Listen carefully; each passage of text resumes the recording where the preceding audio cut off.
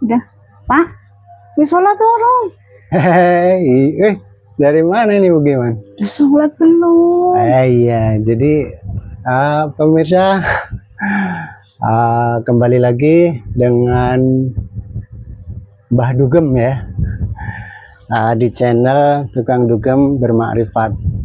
Nah ini tadi ada pertanyaan apa? Tadi Mama habis sholat. Oh, habis sholat. Pikirannya kok itu kenjahit. Gimana ya? Jadi gini, sholat itu sholat memang perintah ya, tetapi untuk yang 5 waktu itu di dalam Al-Quran nggak ada.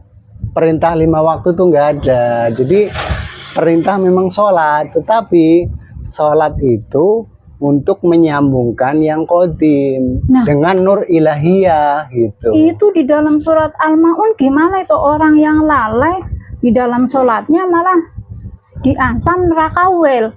Itu bagaimana lalainya, maksudnya apa telat waktunya atau kurang apa dia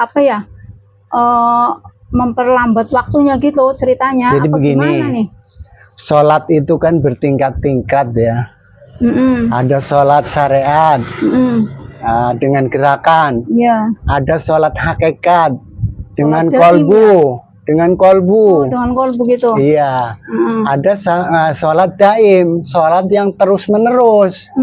Jadi nggak cuma 5 waktu doang itu. Jadi ya, kalau yang belum tahu sholat itu cuman taunya sholat syariat, menyalahkan yang tidak sholat dengan gerakan. Paham nggak? Oh iya. Iya. Di Al-Quran di dalam surat Toha ayat 14 ya, itu dijelaskan bahwa itu bunyinya begini. Ini saya bacakan ayatnya ya. Iya. Surat Toha ayat 14. Coba baca sendiri. Sungguh aku ini adalah Allah. Tidak ada Tuhan selain aku. Iya. Maka sembahlah aku dan dirikan sholat untuk mengingatku. Nah, sholat itu untuk mengingat. Terus apanya Allah yang diingat itu? Nah, makanya itu di surat Al-Maun ayat berapa itu ya? Yang lalai itu bukan menunda-nunda waktu. Bukan yang apa? Ketika dengar azan langsung melaksanakan ya. Bukan itu. Lalai itu tidak tersambung dengan nur ilahiyah. Nah, itu makanya sama Mas sholat sering pikirannya kemana-mana. Nah, ingat masak, ingat anak. Di sini kan jelas sholat untuk mengingat gitu. Lah apanya Allah yang kau ingat kalau kau belum kenal? Berarti harus kenal dulu nih. Makanya di video saya sebelumnya itu saya sampaikan awaluddin ma'rifat, ma'rifatullah, ya kan? Jadi awal beragama itu mengenal Allah, mengenal zatnya, mengenal sifatnya, ya kan? Mengenal afalnya, itu baru kau sholat. Allah aja turun ke bumi melalui Rasul ya, melalui utusan. Masa iya ujuk-ujuk kita yang manusia relatif bisa langsung menuju Allah? Nggak bisa. Makanya orang beragama itu ada rukun syaratnya. Harus bermetodologi gitu ya? Iya, tidak ujuk-ujuk orang tua kita Islam lalu kita dianggap Islam. Bukan itu. Gitu. Coba syaratnya yang pertama apa? Syahadat. Syahadat itu kan harus ada yang disaksikan. Yang disaksikan bukan Allah saja, tetapi Allah dan Rasulnya. Rasul itu kan bahasa Arab. Kalau bahasa Indonesia apa? Utusan.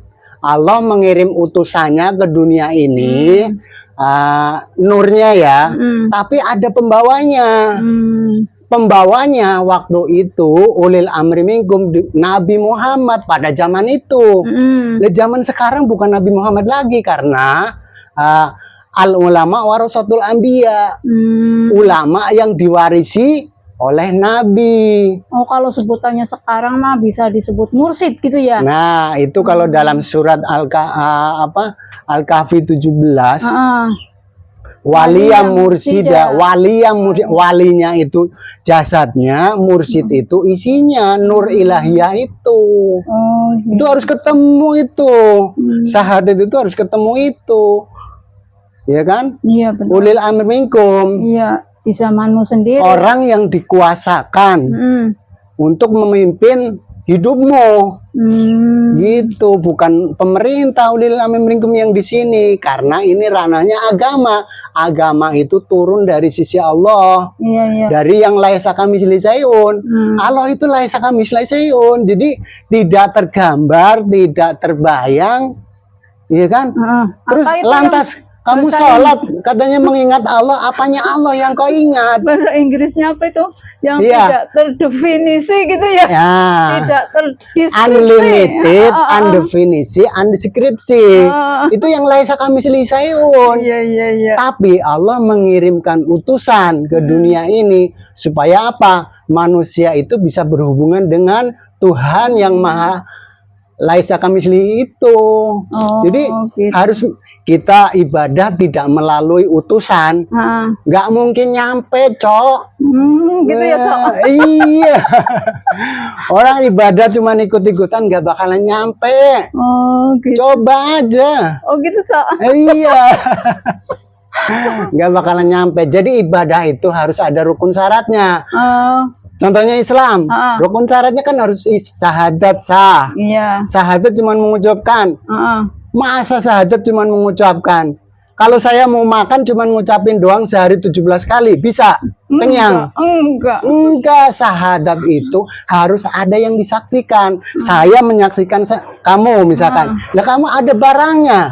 Kalau syahadat cuma asyhadu alla ilaha illallah wa asyhadu, apa yang kau saksikan Allah? Apanya Allah yang kau saksikan? Betul, betul. Terus dalam sholat apanya Allah yang kau ingat? Ini surat At-Taha 14. Jelas dikatakan di situ mengingat. Nah, iya, mengingat itu artinya sudah pernah ketemu. Sudah berinteraksi dengan panca indera kita. Karena Allah itu alamnya beda, alamnya maha.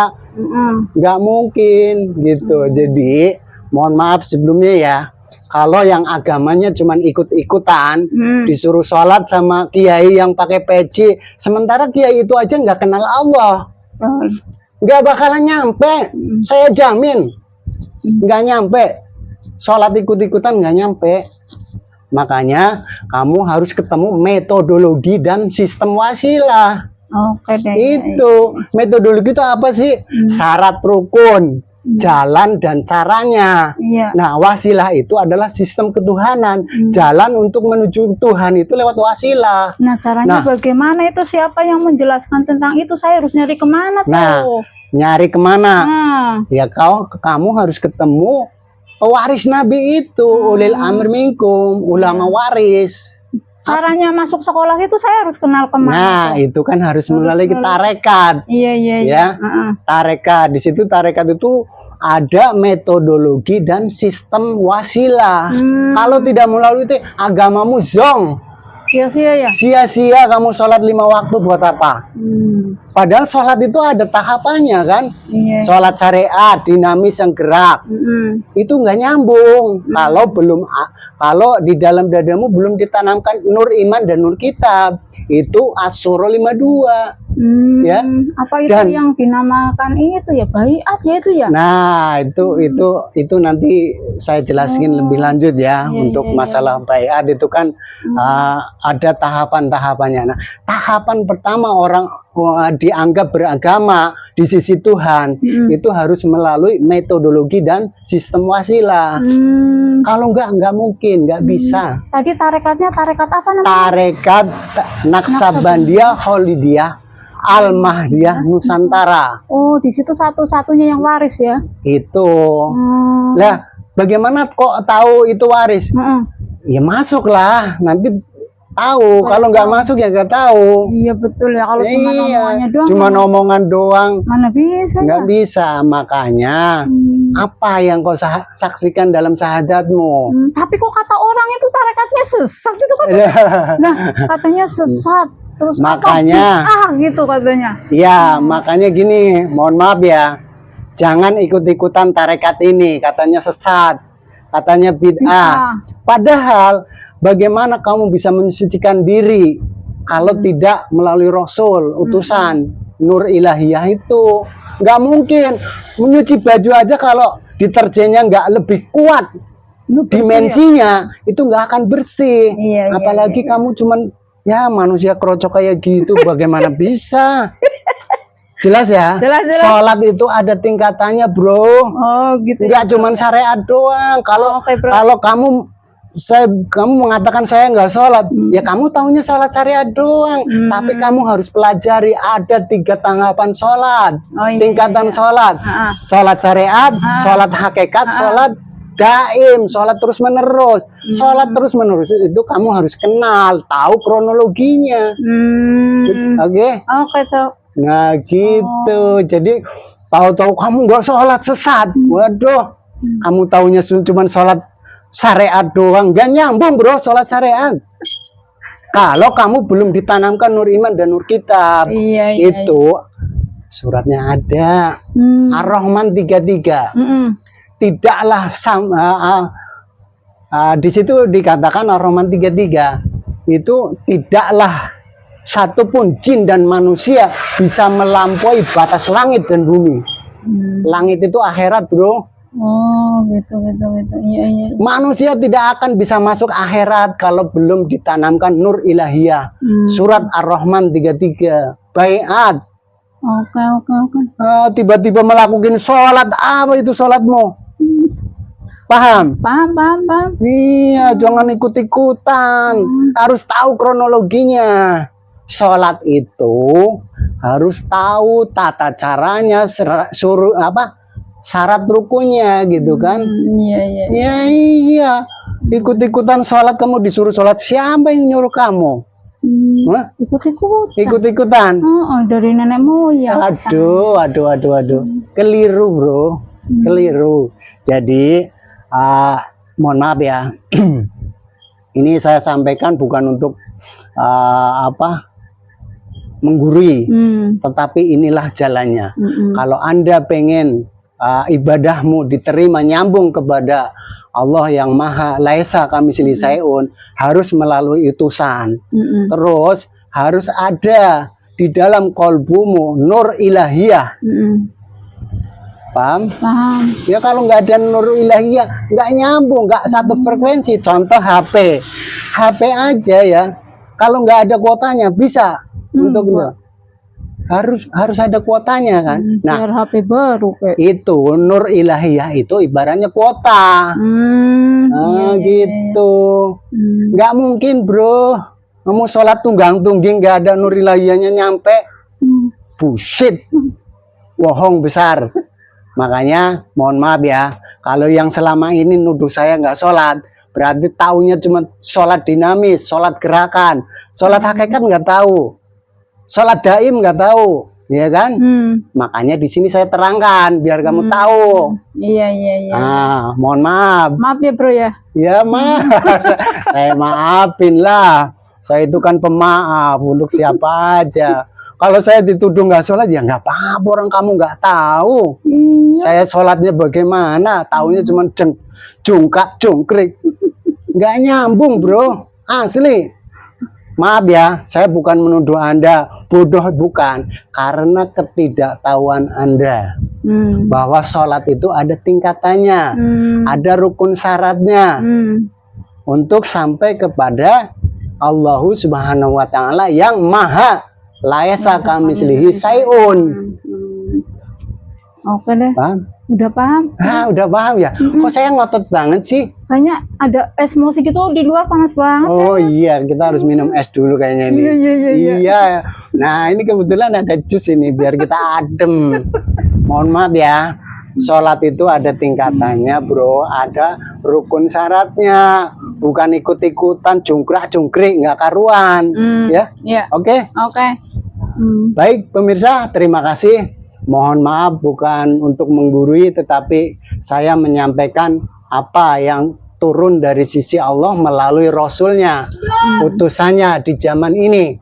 Kalau yang menjadi distorsi zaman sekarang, Rasul Muhammad sama Nabi Muhammad itu dianggap satu, padahal itu dua entitas yang berbeda.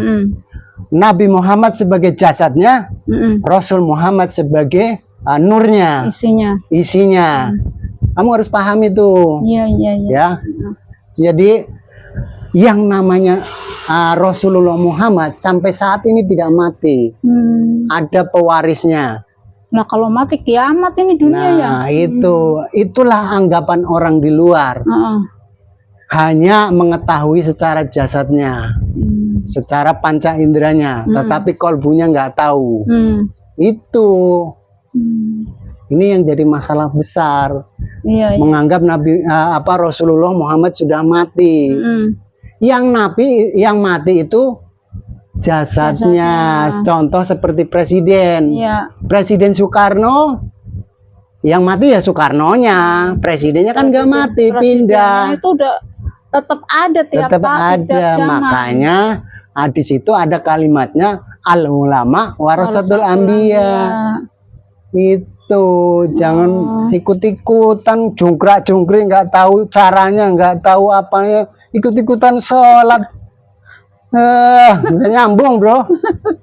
Mohon maaf ya. Terima kasih. Demikian sekiranya ada yang kurang berkenan di hati Anda, kami mohon maaf. Tetapi kami memberikan petunjuk bahwa untuk menuju Tuhan yang laisa kamislihi syai'un itu ada metodologinya dan sistem wasilah yang waris. Ya. Terima kasih. Pemirsa semuanya, wassalamualaikum warahmatullahi wabarakatuh.